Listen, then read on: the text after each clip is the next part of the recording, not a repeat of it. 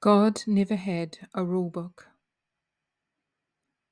When you've grown up, as I have, surrounded by a Christian community, beginning to question your faith feels scary. It also feels dangerous. Who dares question God? It would be more comfortable to accept everything that you've been taught, everything the church has taught. It is uncomfortable to ask, what have I been lied to about? Who dares ask that question? It would be more comfortable to just believe it all and not shake the carefully constructed framework of Christianity, which sells a fraudulent set of lies like a beautiful, tall, highly coloured shopfront facade that hides a dark and dangerous room behind its false sense of security. It would be more comfortable to overlook the inconsistencies, the hypocrisy, the bending and manipulating of the Bible, the bending and manipulating of the people of the world. But safety does not always go hand in hand with truth. And after a lifetime of being afraid to step outside of the safe boundaries of Christianity for fear of what consequences would meet me there, it had to be done. Even if it's frightening and painful, and even if it meant facing God's wrath, I had to know. I had to find out who I believed in. I wanted answers.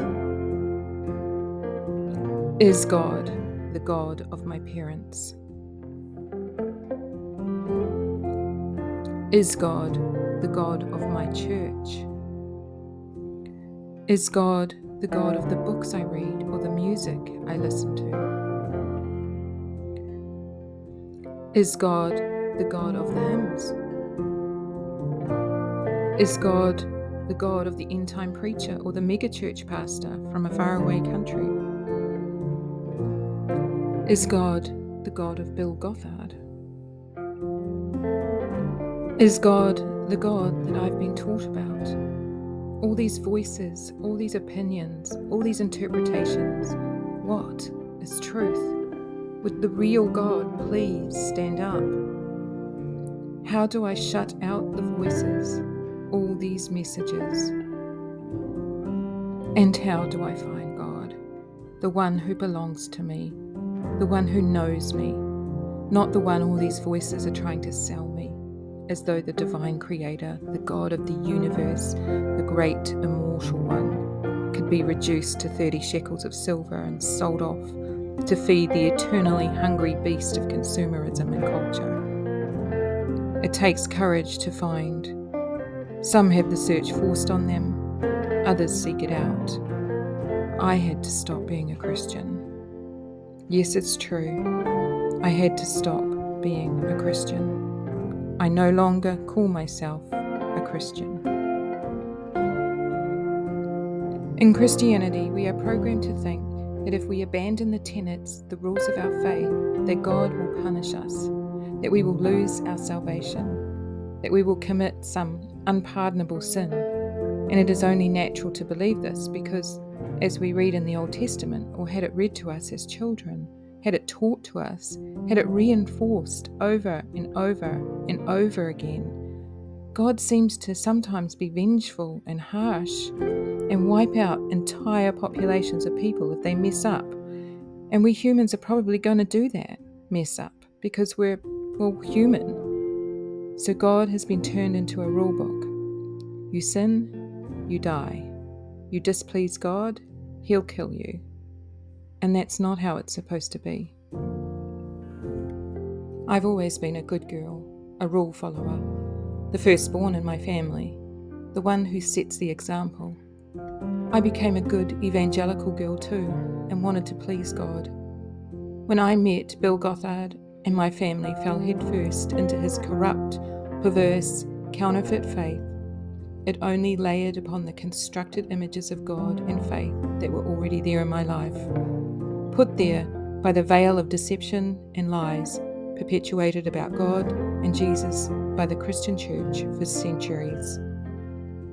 Ask the hard questions, the uncomfortable questions, the questions that are scary to ask, like, What if there is no religion?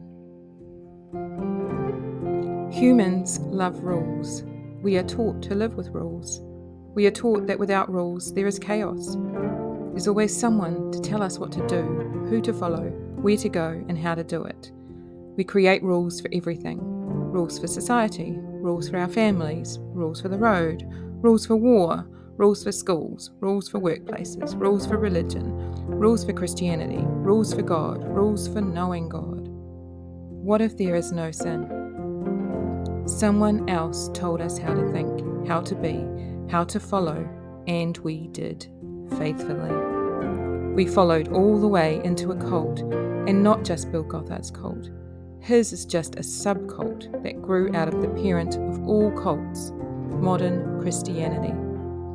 All the way into lies and deceit and untruth. And what did that do for us?